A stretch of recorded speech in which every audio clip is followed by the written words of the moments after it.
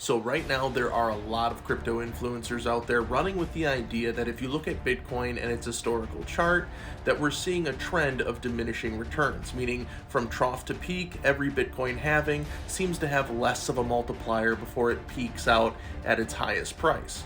In this video, real quick, I'm going to go over a couple of different ways that I'm going to be thinking about this Bitcoin cycle and how it could actually turn out.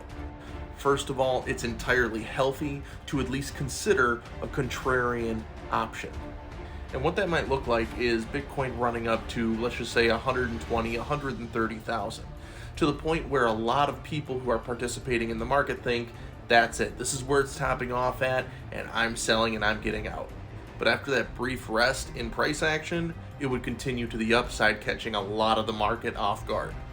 Like I said in my previous video, I'm still thinking that 180 to 225,000 is a conservative, realistic price point for Bitcoin this bull cycle.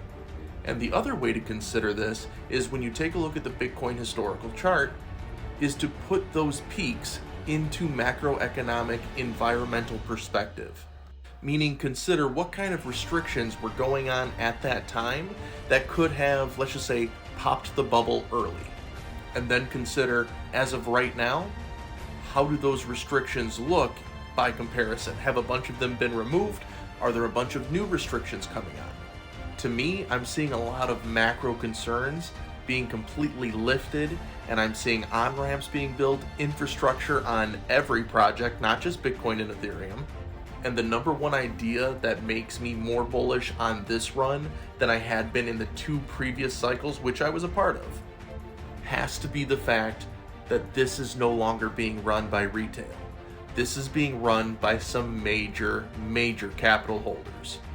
My biggest indicator as to whether or not this bull run is going to peak out at the diminishing returns levels, or if it's going to continue on and fake out the market, is ultimately going to be timing. If we're seeing six-figure Bitcoin earlier on in this run than what we've typically seen peaking out prices at in previous runs, then I'm going to be skeptical at taking too much profit. Because one thing that's been generally consistent over Bitcoin halving cycle periods is the amount of time that it's taken to run each part of the cycle. To me, I'm thinking we should be hitting the $100,000 mark as soon as this spring or even this summer. Ultimately, it depends on this whole ETF stuff and when that actually gets to move forward, and as of right now, I can't predict that. If you're enjoying these conversations about crypto with me, make sure you hit that follow, hit that like, leave a comment, and even share this video with a friend. It's appreciated, and I'll see you in the very next video.